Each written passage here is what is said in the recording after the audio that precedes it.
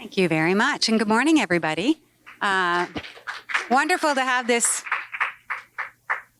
great crowd here this morning, and really hoping to engage you in some conversation as well, I hope, about how some of the implications of the work that we've been doing might actually apply in your own context. So Caitlin and I are going to be talking about our work with the iHEAL intervention. I'm a professor in the Arthur Labatt School of Nursing at Western University, and Caitlin is our research associate with our research team. And we are doing this presentation on behalf of a really big team. I'll let you do the slides if you don't mind. This is, you probably can't read it because I just realized the text is really small, so this is going to be interesting. And there are lots of detail on the slides, so we'll try to just sort of speak to it in a high way. So, big research team has been doing this work for many years, and mostly in British Columbia, Ontario, and New Brunswick, and I just want to acknowledge them here. So if you want to go to the next one. Of course, just as we always do, we want to acknowledge that the work we do is on many different Indigenous lands, and both ceded and unceded, and that the work we have been doing with this intervention and all of our research is being done in a way as best as we can to make it appropriate for Indigenous women everywhere. And so we want to acknowledge that as well. You might know, just for clarification before we get started, that some of the work we've done is, there are actually kind of two innovations that we've been testing. They're both called iHEAL, just to make it confusing for everyone. So what we're really going to be talking about today is the first pathway here that started in around 2006. It's actually a nurse-delivered, woman-led intervention that's done with women in community. That's what we'll focus on. There's also this thing called the iHEAL app, also developed by our team. It's now in the public domain. If you haven't heard about it, it's a companion resource based on a lot of the same grounding as the intervention. And there's a QR code there if you're interested in that. Okay, so what we're hoping to do. We are hoping this morning to provide a brief orientation to the iHEAL program and to the approach that we've used in our implementation research. So how have we approached trying to evaluate integrating it into services? Second, we would like to share some of the findings from that implementation research, focusing mostly on the conditions that we've identified that are needed for successful implementation. And then finally, to talk with you about some of the lessons or takeaways from this work that are lessons both for us as we move on to the next step, but we think might also be things that could be helpful to all of you in the work that you do. So I'm going to ask a question just by show of hands. How many people in this room are involved in either planning or offering services or studying services for women who've experienced violence? Just by show of hands. Most of you. How did I know that? It's funny how that happens. When we do a presentation, that's who comes. Okay, so that's good. So can you just take a moment and think about in your own context? What are some of the top, structural, systemic, or organizational barriers that women face when they're trying to access support? Just think about that in the setting where you work. And if you're willing, no hands, nothing, this is a full participation meeting, just shout out anything that you think is a barrier. Lack of staff, yeah. Transportation. Yep, thank you. Funding. Wait lists. Language barriers, yeah. Okay, housing, yeah. This could be a conversation we could have all day, couldn't it be? I asked you to do this just for a minute to think about that, because I think that although we may be working in different sectors, the barriers that women face are remarkably similar. It doesn't really matter to some degree which service they're trying to access, the barriers are still there. And similarly, when we are thinking about embedding innovations into service settings, the types of innovations I know all of you are also working on, when it's something different, it's bound to be met with resistance, right? And so although our work with iHEAL is positioned inside of community-based health services, we do think that some of what we've learned is still going to be applicable to you no matter where you're working or whatever sector you represent. So we'll ask you to maybe think about that as we're going through. All right, So I don't even need to put this slide up for this audience, but I'm just putting it there as an orientation.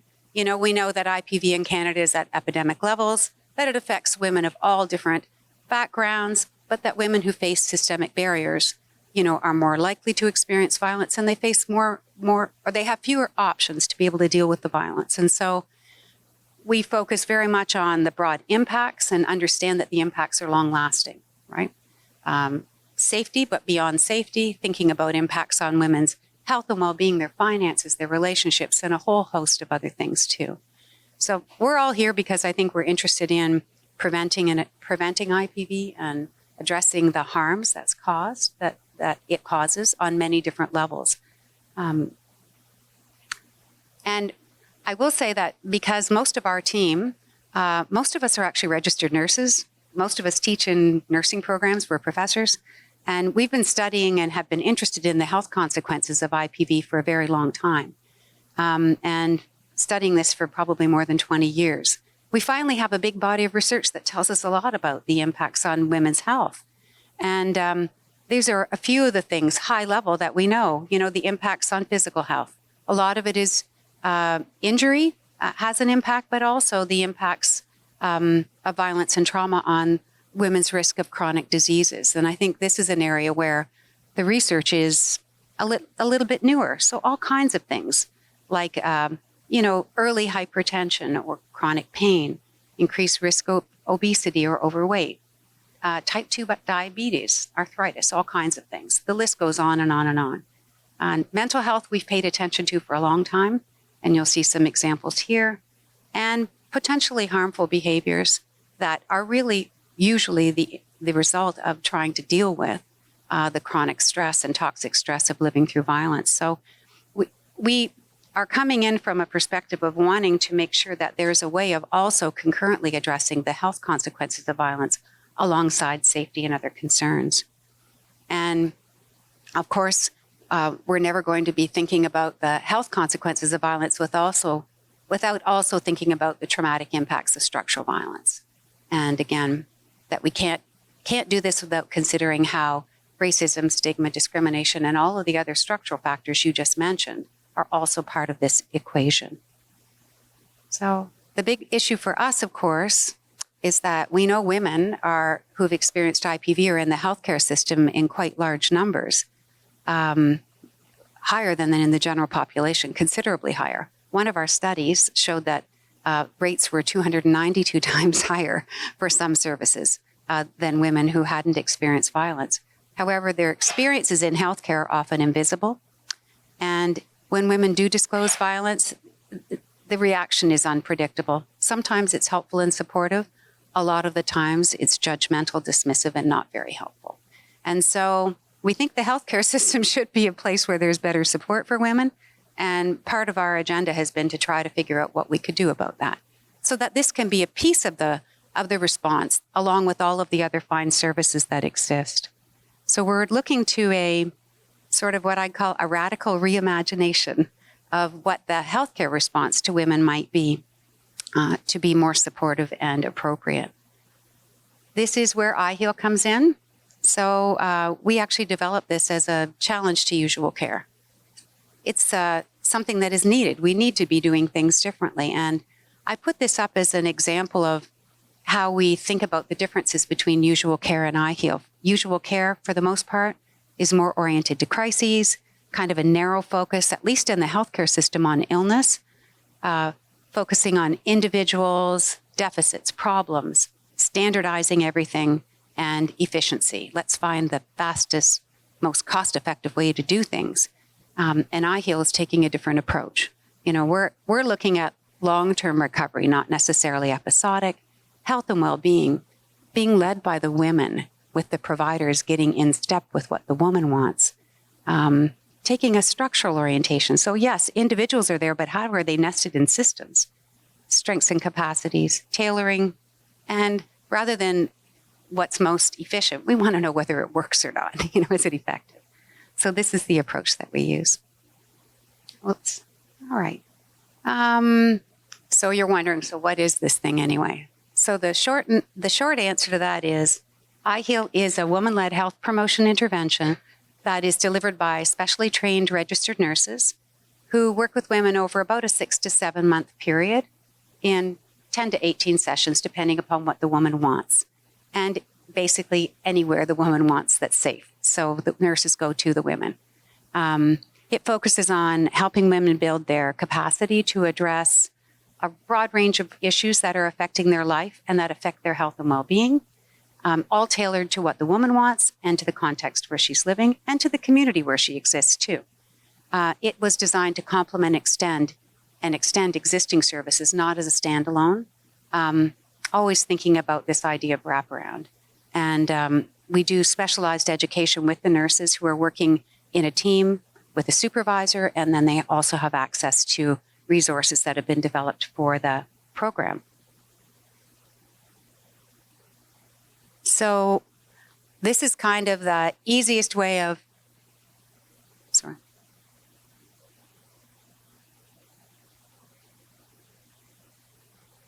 One-to-one. It's a one-to-one intervention. Yeah. So this is a little diagram that we sometimes use to explain in a really simple way what it is. But if we think about this idea that the nurses are using 5 principles, that's on the left-hand side of the screen, to basically direct all of their interactions with the women. And if you look at these principles, you'd say, oh, those look kind of familiar. We use some of those principles maybe in our programming, right? Because they really are a way of operationalizing some of the key ideas in trauma and violence-informed care, in cultural safety, in some important concepts that underlie the intervention. So, they're focusing on safety first, but not only restricting it to physical safety, also thinking about emotional, spiritual safety. Woman-led, I think I've talked about already. This is really about getting in line with what the woman wants. So it is completely directed by the woman. There are only a few requirements. After that, the woman dictates where the intervention goes within the boundaries of what I'll talk about in a minute. And it really is about, leveling the power dynamics within the relationship as an important part of women's healing. The idea of being health as a priority, I think I've talked about, is one of the novel things about this intervention because health sort of sits right in the center of it. Strengths-based, I don't think I have to explain, and hope and future-oriented. So even though there's lots of chaos often happening for women, trying to find those opportunities to look forward to the future with what women want and helping them reconnect with what their desires and needs are for the future. So those are sort of the principles that are used all the time. And then the 6 components on the other side those are areas that the intervention can cover. And they're issues that came out of qualitative research that we did with women many years ago when they told us what their priorities were when actually they were trying to separate from abusive partners. And so they won't surprise you.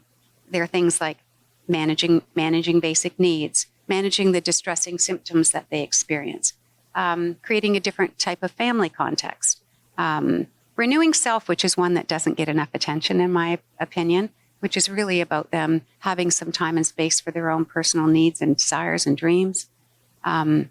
Cautious connecting, developing those links and relationships that are good for them, that are fortifying, and safeguarding. You see, I did that one last, even though safety's first. Really about promoting their emotional and physical safety. So it covers a lot of ground, but all negotiated very much with the woman, with only a couple of requirements. And one requirement is that the nurses use the principles. The second one is that they have a discussion with the woman at least once about each of the components to see how it fits within the woman's life and what's important to her.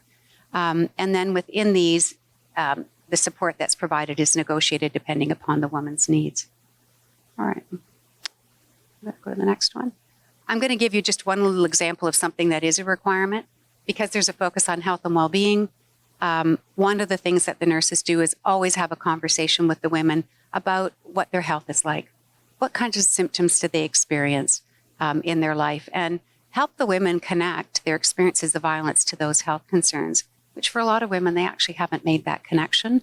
But when they do, it can be very powerful because many have been told when they go into healthcare settings, that we haven't got a diagnosis for you. So it's all in your head, or or you're malingering, or you're attention seeking, or you're whatever, right? Labeled in many ways. So this can be very powerful. And this exercise has them go through a lot of the common symptoms and sort of look at them and think about how it relates to their life. And if any of those are things that they want to work on, then the nurses sort of get in line and help them with strategies they can use themselves, or they help them navigate through healthcare systems to try to access specific type of care. So that's one example of something. And just to say that the education and support that the nurses are provided, it's about 60 hours of education. So these are all RNs that are specifically hired because they've already got some background experience. They've all worked in community. A lot of them have mental health background, not all. They do come from a wide range of practice settings. But the initial education is a combination of online and intensive face-to-face with the people on our education team. They get introduced to the concepts. It's really applied education, get really comfortable with the intervention before they go out to work with women. And then they work with a team and have ongoing one-to-one meetings with the supervisor and access to ongoing education and support through a community of practice. Okay. And I won't talk about these except to say that these are some of the things that we talk about in the education. And I bet if you look at these things, we call them the hard spots because they are, for many nurses anyway, the things that they really struggle with. And I'm going to guess if you look at these and you are in a service setting, these might be some of the things you struggle with too. They are the hard spots, I think, of service delivery for women experiencing violence. Okay. So what I will say about the implementation study is you can't really see this. I guess you can sort of see it, but this is a diagram that shows all the research we've done for the last 30 some odd years and how it all built toward this intervention. And the little blue box on the right-hand side shows you where we sit right now with an implementation study that was funded by the Public Health Agency of Canada and a new study that we're starting that I'll talk about at the end. But before this happened, one of the things we needed to show is that this intervention is effective. And so in 2021, we finished a randomized controlled trial, an experiment where we tested this intervention with over 300 Canadian women, half of whom were assigned to iHEAL and half to usual care. And we found in that study, which is published here if you're interested in the details, the QR code does work. At least I believe it works. That we found that iHEAL compared to usual care had sustained benefits for women's quality of life, their mental health, their confidence in managing daily life, and the severity of violence they experienced. It reduced it. So it's unusual to have interventions that sit in the healthcare sector that have any impact on violence. But this one does. It did both health and violence. And so we saw that the nurses really implemented the intervention well. There was lots of fidelity. And the cost was over 6 to 7 months is about $1,500 per woman, which doesn't seem extraordinary to us in terms of the impact. So this, of course, though, was conducted under ideal conditions. You know, we had hired and trained the nurses. They were working for us. They weren't working for healthcare settings. And so the question has been, okay, so we know it works. We know it can have impact. But what happens when we actually try to embed it within services? And that's where the implementation research comes in. So Caitlin's going to take over and talk a little bit. You want that one? Sure. I'm going to talk a little bit about the methods and the approach for our study and some findings, and then I'll pass it back to Marilyn for the rest of the findings.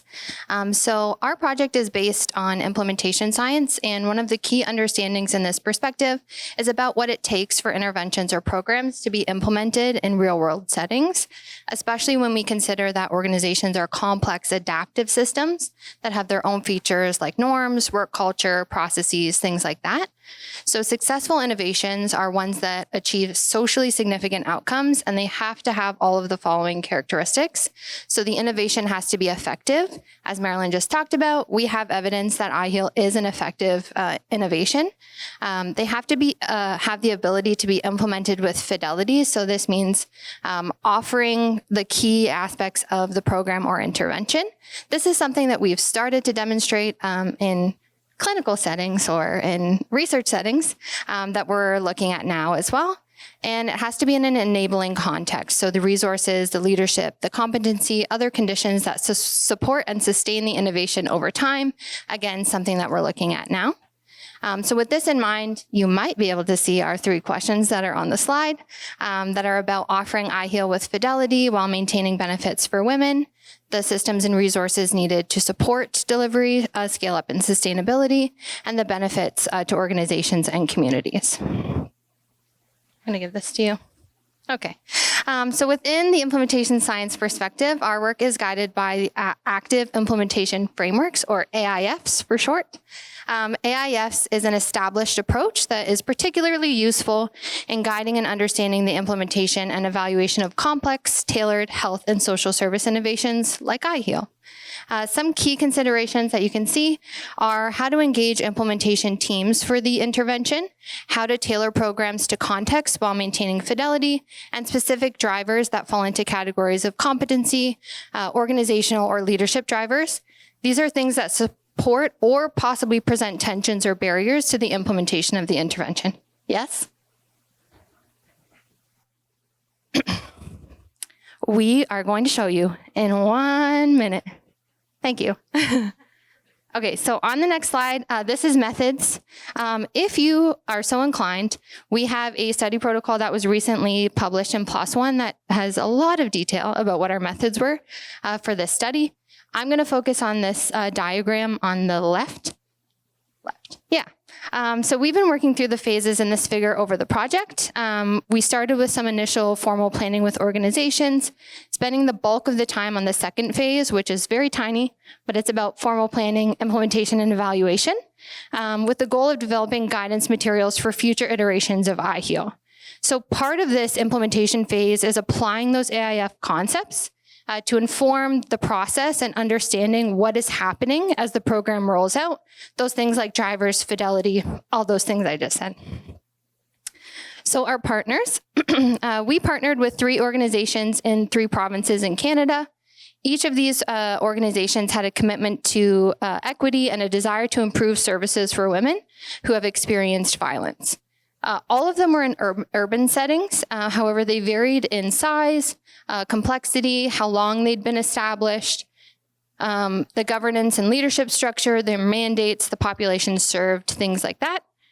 So at each organization, the implementation teams worked with the iHEAL consultant to decide how to operationalize iHEAL. This was to make sure that it fit within their particular context. We had funding for 1 full-time equivalent registered nurse at each organization. However, each organization applied this funding in different ways. So this meant that the models looked a little bit different at each organization, and we had the opportunity to explore the different conditions that supported or hindered implementation. So the models are on the slide, but they're tiny, so I will tell you what they are. In BC, it was an Indigenous health cooperative, so we had 2 nurses offering iHEAL visits one-on-one with women. This was offered alongside a group that was hosted by an elder, and women also had access to a trauma counselor and a social navigator. In New Brunswick, it was a nurse-led community healthcare center. They actually had 5 nurses, and each nurse was offering iHEAL 1 day a week. And the nurses also had separate responsibilities in ambulatory care. And then in Ontario, it was a public health unit. We had 1 nurse offering iHEAL full-time as a standalone or dedicated program. And then the organization decided to train a large group of nurses in iHEAL. These were nurses who were working in home visiting programs, and they would offer iHEAL to 1 to 2 women at a time concurrently with their home visiting program. Are we allowed to tell them? Are we allowed? It was Middlesex London Health Unit. Okay. So this is an overview of our different sources of data and type of data that we collected. We have multiple data sources and a large data set, which included qualitative and quantitative data. However, we primarily had qualitative data, as you can see, lots of interviews to fit with our objectives. So now we'll shift over to some of our key findings. Maybe a little more fun than the methods. Okay. So in terms of reach, we had a wide reach for both women served and organizational staff trained.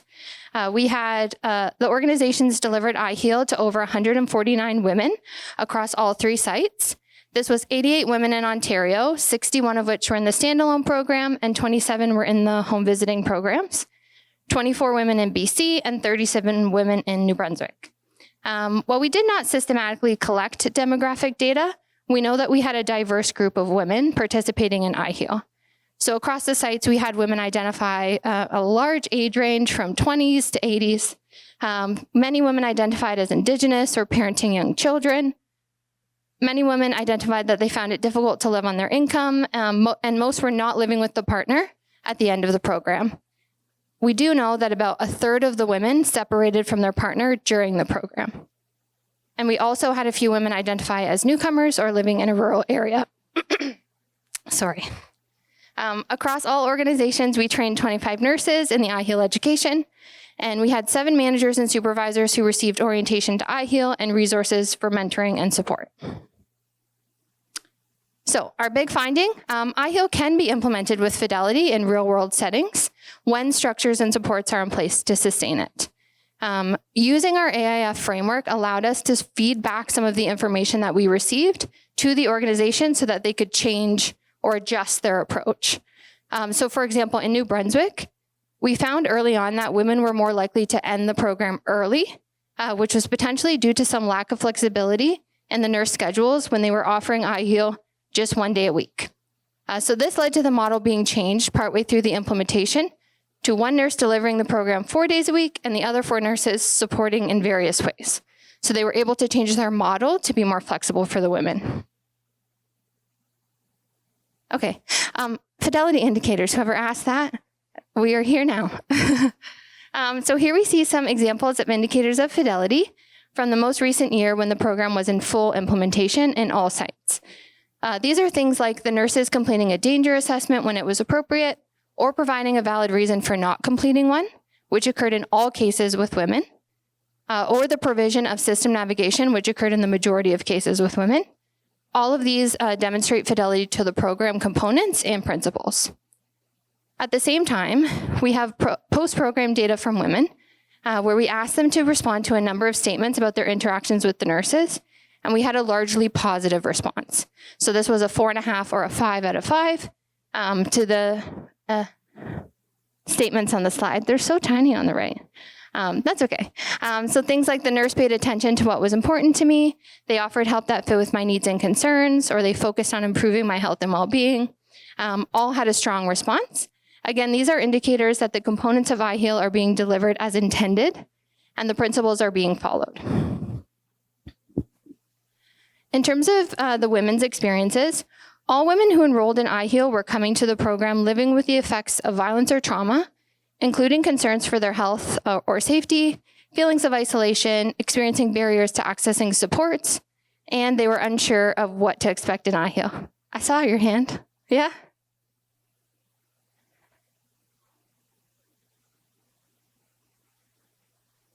It's through program data or discharge data. So each site did it a little bit differently in terms of how they reported it. In Ontario, we had a discharge summary where they checked off like completed this component or not, and an explanation for why they didn't. It came from different places depending on where it was from. Yep, a Qualtrics form, or it came from the nurses through like their documentation data to us. Yeah. Okay, so after participating in iHEAL, the majority of women expressed that their experiences were positive and affirming, and they pointed to a number of areas that they appreciated in terms of how the nurse interacted with and supported them. Some of these examples that you can see on the slide are flexibility. It was critical for the women in terms of their engagement, understanding that women might need to stop and restart the program, reschedule their appointments, or meet in a different way. Women also reported feeling that they could share information with their nurse and that they wouldn't be judged, that they could develop trust and understanding. Women also reported feeling that their voice was heard, so what they wanted in terms of next steps or resources was valued by the nurse, and it was central to the work that they did together. Women reported improvements in many aspects of their health as a result of participating in iHEAL, which really indicates that the benefits that we identified in the randomized controlled trial were sustained in real-world settings. Things like improvements in mental health, so experiencing fewer symptoms of depression or PTSD or anxiety, improved quality of life or access to services and supports for mental health, improved physical health, so decreases in severity of chronic pain, feeling better able to manage their health concerns or able to connect to services, prioritizing their own well-being, so engaging in mindfulness or physical activity, understanding that what they want and need matters. I'll read a quote for this one. So one woman said, "The best part was helping me to understand that there is a way to rebuild yourself. I wasn't really so happy with myself before because I would just let anybody push me around. My job was to make other people happy. This program helped me to realize that I am just as important as anyone else." And then shifting patterns of substance use. So decreases in use or attention to safety strategies when using were also identified. Okay. Related to health improvements, overwhelmingly, the women also talked about ways in which working with the nurse and going through iHEAL helped them to build their own capacities and confidence in making decisions and managing their lives. I'll only speak to a few examples on this slide because we're running out of time. But I'll talk about investing in positive relationships. So women reported feeling better able to build meaningful connections with people in general, not only their nurse, but also deciding which relationships in their lives they would nurture, how to build boundaries, how to feel like they had more control, and then managing daily life. So nurses helped women with navigating services or systems that women either came to the program already involved with or became involved with through the program. And these can often be quite complex and difficult to understand, things like legal systems or child protection. So women came away feeling better able to understand those processes and access those services. They felt they had more knowledge about the services and what was available or how to file paperwork or things like that. I'll just read one more quote, because I want the women's voices to be in here. This woman said, "In our last appointment, the nurse did say, from the first time I saw you to now, you've become a different person. When you walk into a room, I see your strength, I see your confidence." Back over to Marilyn. Okay, so we heard, yeah, it can still be effective in real world settings. Women still benefit. But the question is, like, what did the implementation actually look like? And I'm going to talk a little bit about some of what happened in the implementation and some lessons that we're taking from it. And I would say one of the things, first of all, would be some early successes right out of the gate. You know, people are excited in the beginning. We could see all kinds of positive things. The consultants were supportive. Sites really appreciated the need for this. They were on board. The nurses that were hired and trained were really skilled and really dedicated. We saw demand for the program across all settings. So within the first 6 months, all of the sites had wait lists for the program. So more demand than capacity. And lots of good early positive feedback from women. So this is all good, was all good news. And then, of course, if you want to go to the next one. Thanks. You know, I think this is, once we got into it, we began to realize that the complexity of implementing was going to be a lot greater than we expected.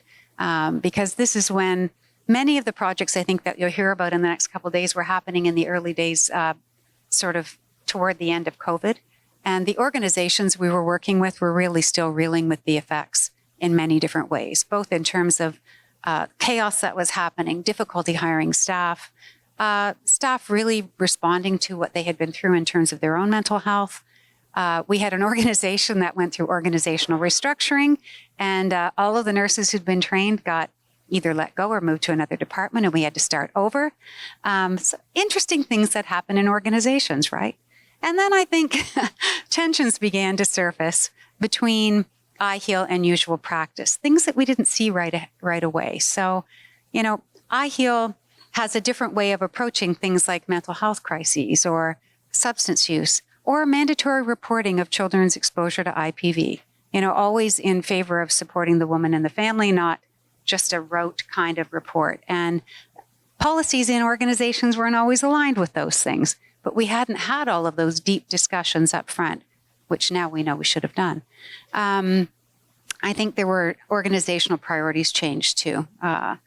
Shifts in one of our in one province where they were having huge shortages of nurses, and the organization pulled all the nurses off iHEAL and put them all in the other care program. So lots of things were happening, different themes across each area, but the complexity was definitely there, and lots of chaos happening in the settings. I think we learned from some of this how important the organizational context is and how much leadership in these sites actually mattered to the implementation. So, that organizational culture, it was affecting everything. It has affected everything, from decisions to how much support gets put forward, even things about who was on the implementation team, in the dynamics of organizations. If you work in organizations, I know I'm not telling you something that you don't already know. I think the real issue was that the tension, again, around trying to fit a program into services so that they fit within the organization, but they remain true to the intervention. Lots of negotiations around the model. We talked about all those different ways that it was implemented. Those decisions were made by organizations because it was a fit with the organization, but we could already see early on that there were some things that were not working very well. That we had less fidelity, for example, when nurses were concurrently offering iHEAL with other services. So in ambulatory care, when they were getting pulled out of into ambulatory care and then would have to cancel a visit with a woman, that's a problem. When nurses are working in the home visiting programs and they're trying to deliver two complex programs at the same time, one mostly focused on the development of the child and the other focused mostly on the woman, and not always in concert with one another. So this really helped us to understand what an ideal model should look like. Let's go to the next one. I will say that a big lesson from this study was that this idea of fidelity is something that we are reconsidering. We usually talk about fidelity in terms of program. We know that fidelity indicators have to do with whether the program was delivered the way it was intended or not. But because the organizational features are so important, have been so important, we actually think that we need to be thinking about fidelity as a whole lot more than this. We need to be thinking about organizational fidelity as well. And all of the factors in an organization that also affect the success of an implementation or an intervention need to be part of the fidelity assessment. And they need to be articulated as program requirements. And some of you maybe already do this and we're a little behind, I'm not sure. But for us, this was a big aha. And this seems to be something that when we're talking about it is resonating with people who've been doing this type of work. So our understanding there is that organizational fidelity actually has to come before program fidelity. And it needs to be part of the planning process right up front. Where is the organization with respect to something like trauma and violence informed care? How are they around equity, around substance use health? What do their collaborations look like with the community? Is this even a good fit for this program? Or is it too far to be able to think about doing it?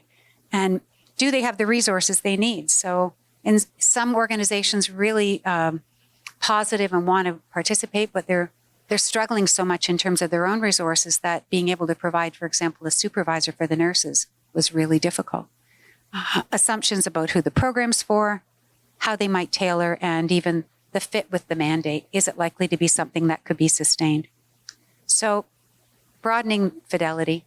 I do want to talk just a minute about the idea of how nursing work was understood in the organizations, because this was quite something that was a bit of a surprise to us. You never know, right? I think particularly in the organizations where they were interdisciplinary teams, there were lots of questions about why a nurse ought to be the one delivering this intervention, and why it shouldn't be a social worker, or why it shouldn't be this, or, in primary care, why it shouldn't be a doctor doing certain parts of it. And a lot of what we heard in those narratives was around the invisibility of nursing practice within the settings, and a lack of understanding about the complexity and breadth of the scope of nursing practice when the roles are fully enacted. And an understanding that in a lot of settings, nurses are really underused. They're not really being asked to use their full breadth of their knowledge. So, it sometimes resulted in things like inappropriate referrals for the nurses and a lot of frustration when they were misunderstood or not being included in certain types of discussions. And when this happened, so it didn't universally happen, but when it happened, it certainly had harmful effects on the nurses and on their, you can see why retention can be an issue in these types of contexts. So it also meant that some of the practices that are part of iHEAL were being read in a certain way. So as I sort of alluded to, we do things a little bit differently than usual care might do them. The woman-led approach, for certainly in the healthcare system, is not the typical thing. We understand that many women who've experienced violence, that suicidal thinking is a chronic issue. It's something they've lived with for years. It's not every time you hear it, an immediate call to the emergency department.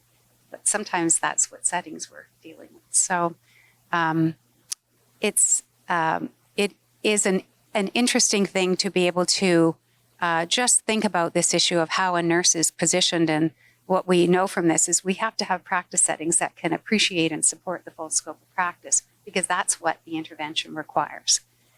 So those need to be part of the conversation too. Mm-hmm. Mm-hmm. Oh, totally. Absolutely. No, it's not. The intervention was designed to be delivered by nurses. It is in part because I haven't gone into sort of the details of it, but because the particular aspects of the program, some of them wouldn't necessarily fall within the scope of practice of other disciplines. Some things absolutely do. There's overlap between parts of this intervention and what many different disciplines do. And some disciplines do parts of it better. So I'm going to say that, nurses are involved in the risk assessment and safety planning because we've taught them.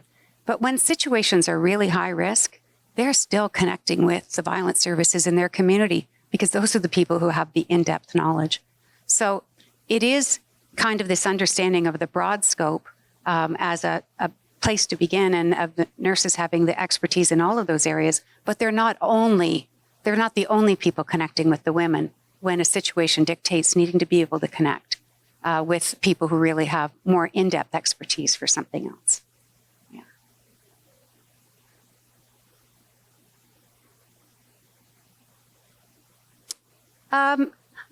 I don't think so. I think the issues we had with the staffing were more particular to one of our specific sites. We haven't actually had the staffing challenges in some of the other sites. So it's also understanding that even the healthcare contexts that we were working with were really different from one another. And so maybe I'll talk a little bit about, in a minute, the next piece of work we're doing that is located here in Ontario in public health. And in those settings, we've had no problem hiring and recruiting really great nurses. So it hasn't really been the issue. And in public health context, the teams are not very interdisciplinary, and the question of why a nurse just never came up. It's just part of the culture. So it's just very different. Okay.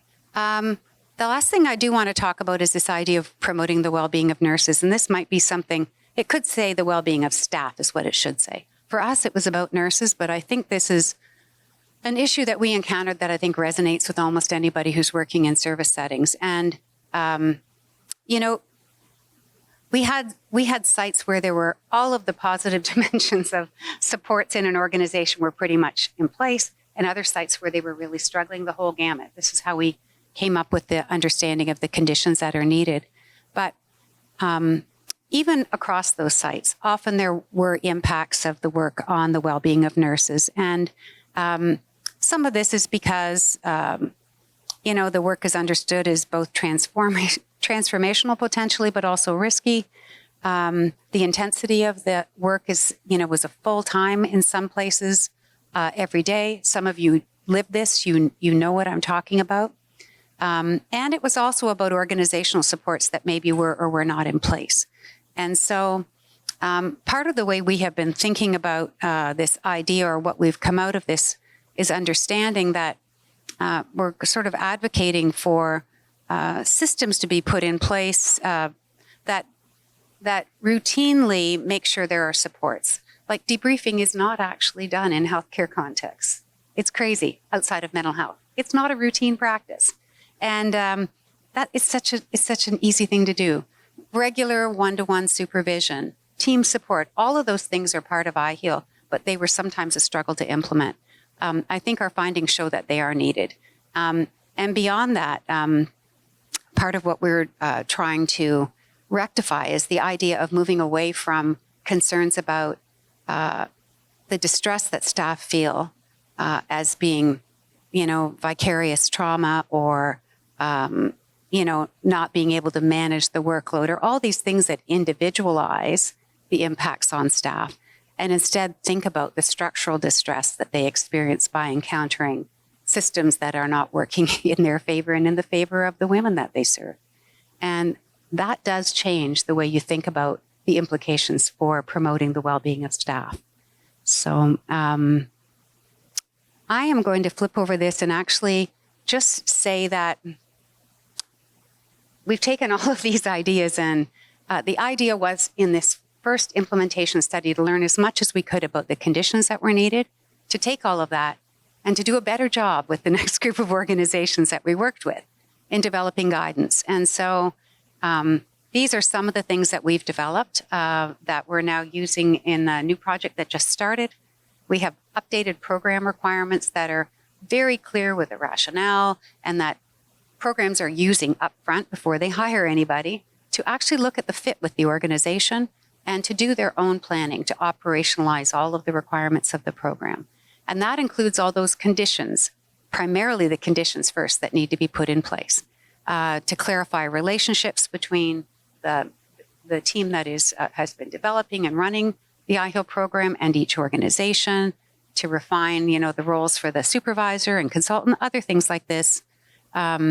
And, to embed fidelity into CQI as an example. So all of those things have been done. And as I mentioned, we are using all of that updated information now in a 2-year project that was funded in Ontario through some of the funding that came for the National Action Plan on Domestic Violence. So we actually now have 2 full teams, not one equivalent nurse in a site, but 2 health units that we're working with. One has 5 full-time nurses who are offering the program. The other has 3. The second health unit, Southwestern Public Health, is new. They serve a largely rural population, which is great because we haven't moved this into rural communities, and we need to understand how to do that in a good way. And it gives us an opportunity to look at what a fully developed model looks like in terms of reach and to really nurture the community relationships in a bigger way. In the implementation study, the sites had to be really careful about how much they said about the program because they already had a wait list without even doing any advertising.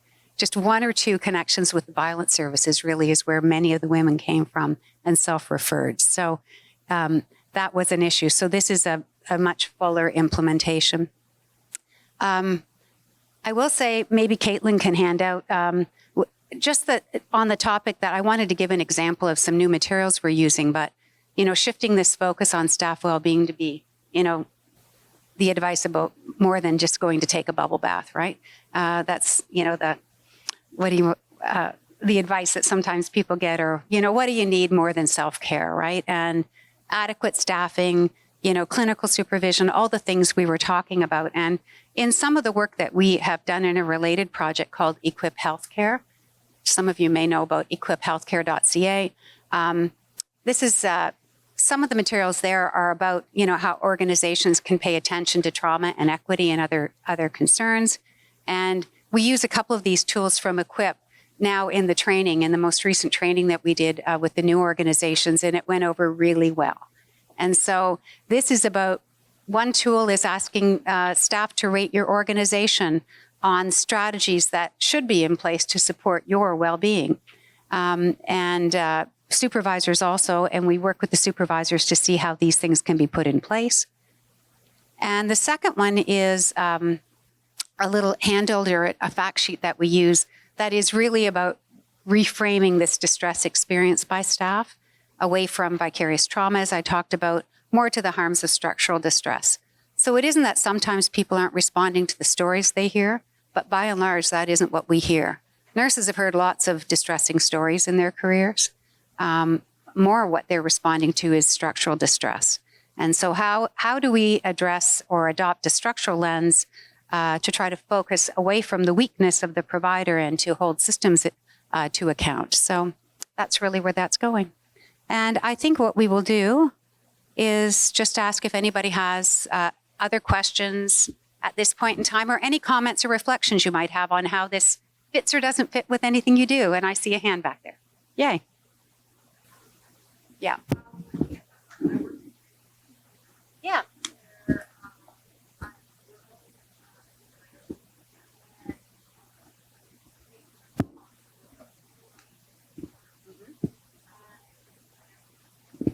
Yeah.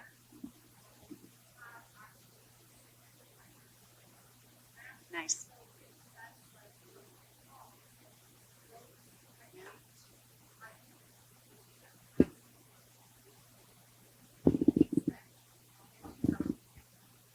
Yeah.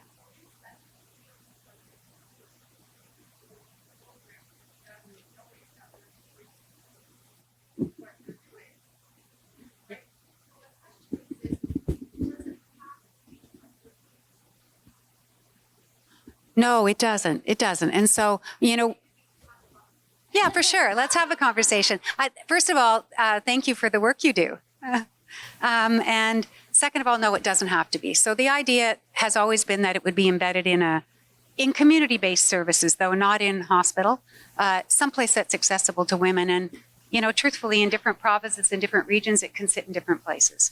I think what's more important is that those conditions we were talking about are in place. And so how do we make sure that it's set up to be successful, and that you can read about, if you want to, on the one paper on the QR code. It tells you more about the intervention, but all of the requirements around the education that the nurses go through and the support and that sort of thing. But yeah.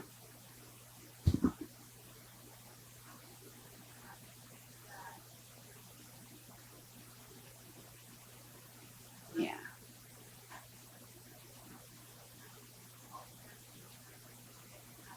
Yeah.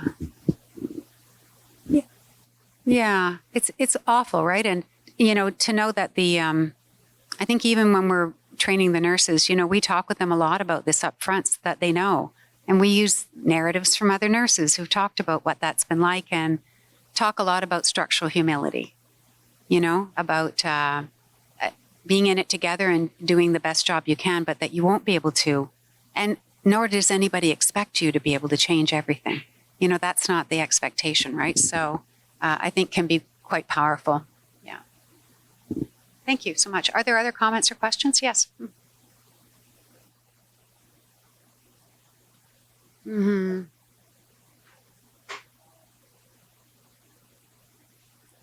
Mm.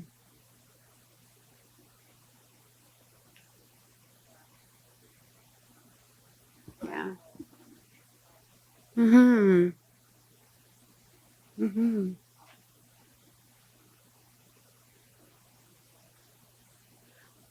No, I think hospitals are often partners with us on this, so they often might tell the women about the program, and the women might refer themselves in. Our preference is actually that women refer themselves into the program, not somebody else.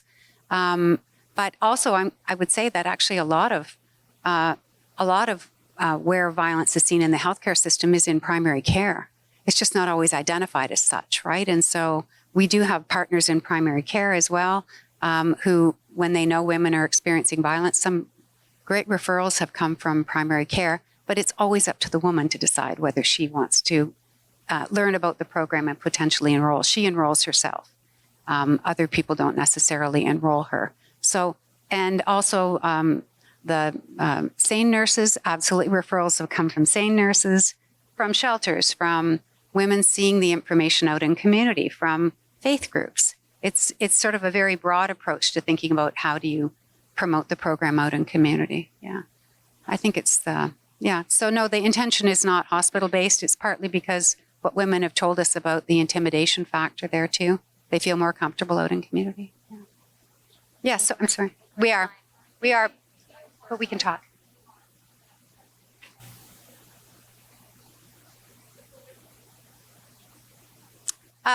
if the woman happens to go to a shelter, and the nurse will follow her wherever she is. So if a woman gets hospitalized, the nurse will go see her in the hospital, or if she goes into shelter or second stage. Yeah. Mm-hmm. Yep. Yep. In the park.